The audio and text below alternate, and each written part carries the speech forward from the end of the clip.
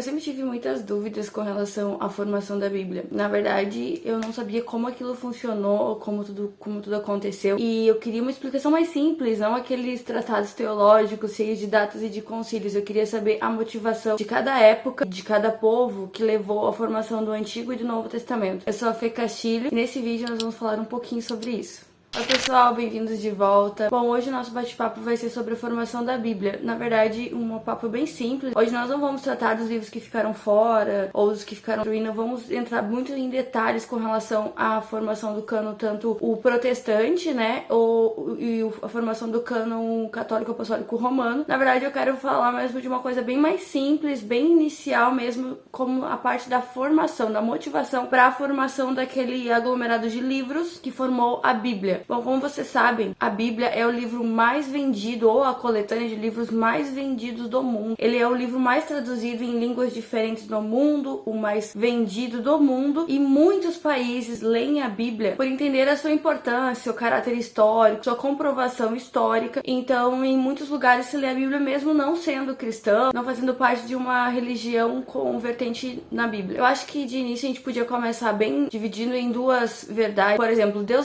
se revela pelo menos de duas formas que a gente pode numerar, que o salmista vai falar nos salmos ali que Deus se revela e se mostra através da natureza, que todos os dias o céu, a lua falam de Deus e falam de quem ele é sem pronunciar uma palavra, e que no céu ele fez uma casa, uma tenda para o sol, e vocês vão verificar ali no salmo o salmista fazendo essas observações, falando diretamente da revelação natural de Deus, né? Aquela revelação de Deus que a gente consegue perceber como ser humano, a nossa ânsia de conhecer Deus através da natureza e tudo aquilo que ele criou. Eu acho que uma grande parte emblemática dessa história de revelação natural vai acontecer depois no Novo Testamento, quando Paulo vai citar que nós somos indesculpáveis, que nós temos conhecimento de Deus e que apenas suprimimos ele. Então a gente vai ver essa mensagem também depois por Paulo no Novo Testamento, fazendo uma referência clara a esse versículo de Salmos do Velho Testamento. Nós temos a revelação especial, a revelação sobrenatural também, ela pode ser chamada assim, é a revelação onde Deus fala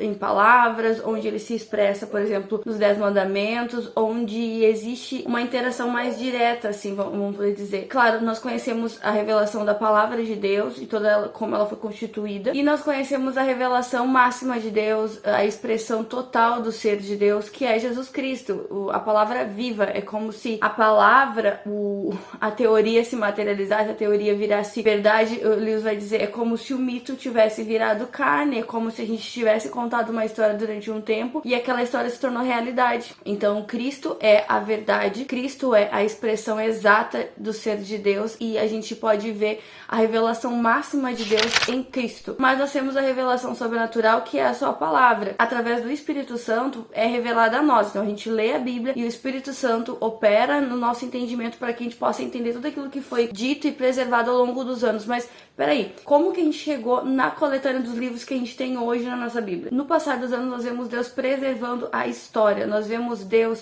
movendo as coisas para que a Bíblia chegasse a nós como ela é hoje. O Antigo Testamento foi construído durante 1000 anos e tem diversos autores, desde reis a mais simples profissão, todos eles em consonância, tendo preservado as suas características humanas, até falhas, mas com um item de divindade. Eu acho que essa é a diferença. Por exemplo, quando a gente ensina uma criança que Sansão era forte, a gente tá tirando da história o fundo da verdade da história, que na verdade Sansão não era um homem forte. Sansão era um homem que, quando usado por Deus, tinha uma força sobrenatural, uma força além da força natural, uma força que vinha de Deus. E a Bíblia é exatamente isso. A gente vê homens e mulheres simples e as suas histórias, a gente vê a história do povo hebreu e vê Deus por trás dessa história, se revelando a nós, trabalhando ou conspirando para que tudo acontecesse como ele gostaria, trabalhando, conspirando para que as coisas fossem formadas, para que as coisas acontecessem e ficassem registradas e para que chegassem até nós como hoje é. Então existe sim um trabalho humano, mas é a mão de Deus trabalhando através das pessoas para que essas coisas acontecerem. Então a gente vai ver os 10 mandamentos ali, então a gente vai ver ali o Pentateuco, né, que seria os 5 livros da lei, que são os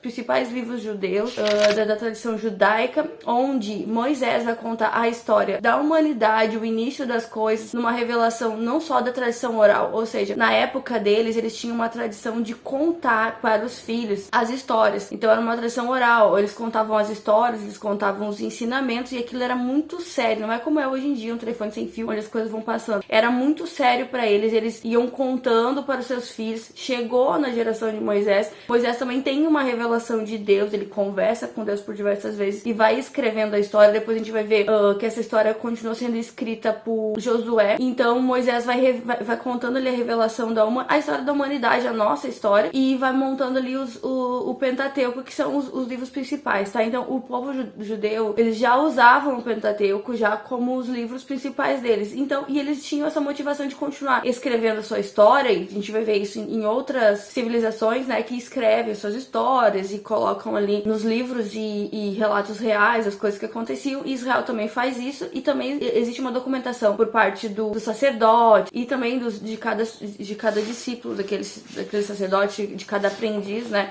Então eles profetizavam, muitas vezes a profecia anotada ali e ficava aquele registro, e depois a gente via se cumprir ou não, né? Então o que aconteceu? No último exílio, que é o exílio babilônico, o povo judeu sim é dominado depois, mas não um exílio como o exílio babilônico, onde o povo é retirado, existe todo aquele massacre que Jeremias já tinha profetizado e ficou desacreditado. A gente vê a história de Jeremias fica pregando por anos a fio e ninguém vai se converter, ele sabe disso, ele está avisando, e aquilo é anotado, e mesmo que o povo não acredite, aquele registro fica. E aí depois, quando o povo vai pro exílio, eles veem que tudo aquilo ali que falou tinha uma verdade. Quando o povo, depois de anos, sai, Esdras pega tudo que foi escrito e mostra pro povo: olha, Deus já tinha avisado vocês, já estava avisado, já estava escrito o que ia acontecer. E aí o povo entende: ó, bom, então a gente vai pegar tudo que aconteceu, vamos pegar o Pentateuco, vamos pegar todos os livros que falam da nossa história, né, reis, juízes, vamos pegar os livros que os profetas profetizaram e falaram o que Deus queria, porque que nós caímos nisso, para que a gente não caia mais nisso. Aí a gente vai ver depois, né, os livros pós-exílios, a Bíblia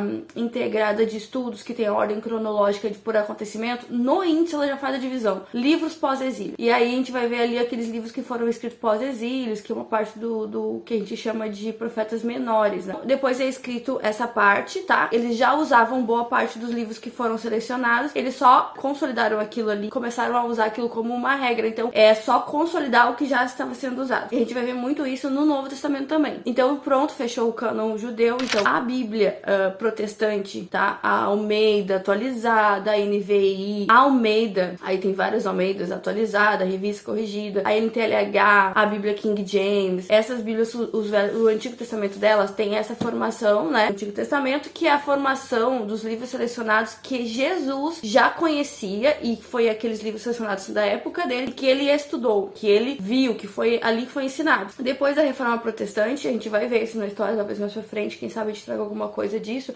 Eu vou deixar aqui embaixo o link de um vídeo de um pessoal que é 1 hora de vídeo, mas eles explicam muito bem, muito contextualizado, assim, tipo, é uma explicação simples, mas com datas e concílios, enfim. Vai mostrar pra vocês que depois da Reforma Protestante, com essa discussão da Reforma, aconteceu que a Igreja Católica Apostólica Romana inseriu alguns livros do Antigo Testamento como livros canônicos, né? Mas a gente usa o Antigo Testamento igual os judeus usam hoje. Esses são os livros que a maior parte deles e que Jesus estudou. Essa é a Bíblia protestante. Você vai ver uma diferença dela para a Bíblia católica. A gente até lê os livros que a católica sugere, mas de caráter histórico mesmo, não como um livro canônico. E aí depois a gente vai partir para o Novo Testamento, que foi escrito então no período de 100 anos, foi escrito, coletado, agrupado no período de 100 anos. Também foi escrito desde um pescador por um excelente judeu como Paulo, os apóstolos e os discípulos, que a gente consegue se localizar na história pós Atos dos Apóstolos e até Apocalipse. É o momento mais ou menos que a gente pode dizer que vive hoje. A Bíblia ela é linda porque ela conta uma história verídica de um povo e de um Deus que movimenta a história da humanidade para que a gente possa conhecê-lo. Conforme a mente humana vai crescendo, se desenvolvendo na sociedade, na humanidade, ele vai se revelando, se mostrando. Cada livro tem uma situação que vai nos mostrando como ele age, como ele é. E o Novo Testamento vem a revelação máxima, o nascimento de Cristo. E a gente observa aquelas cartas e pensa, poxa, cada problema que Paulo viveu se transformou numa oportunidade e numa dádiva.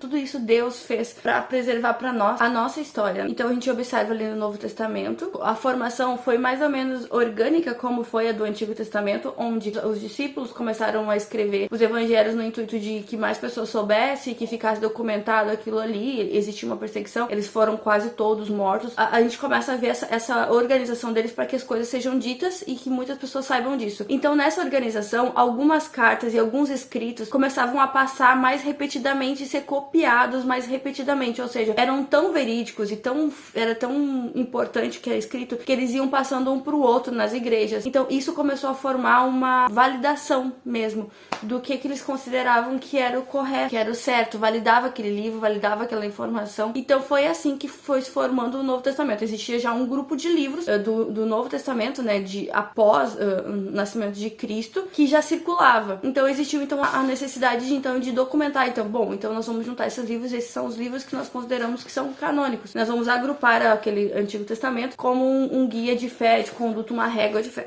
Cânon significa régua de medida, uma palavra por onde a gente vai se medir, onde a gente vai ver se aquilo que a gente está entendendo é o correto, se é assim que Deus gostaria que as coisas funcionassem, é assim que é o caráter de Deus. Então eles agrupam esses livros, selecionam, não é tão simples assim. A gente vai ver vários concílios. Na verdade, já existia essa formação, só eles tinham algumas divergências na validação de um livro ou outro, e no final se formou, chegamos a formação bíblica que nós temos hoje do Novo Testamento, e enfim, o Novo e o Antigo Testamento como nós conhecemos hoje. Então, pessoal, esse era o começo que eu queria falar, essa era a principal parte. Nós estamos aí no projeto de leitura bíblica inteira, você vai ver vídeos por aqui ou pelo meu Instagram sobre isso, e mais pra frente aqui eu quero trazer vídeo de como eu leio a Bíblia, de como é pra mim a ordem de leitura bíblica, de como que funciona melhor pra mim. E se vocês quiserem participar, se vocês acharem interessante, crentes ou não, cristãos ou não, acharem importante isso, a gente pode ler junto e vocês podem me ajudar com aquilo que eu não sei, eu posso ajudar vocês com aquilo que eu já aprendi. Nós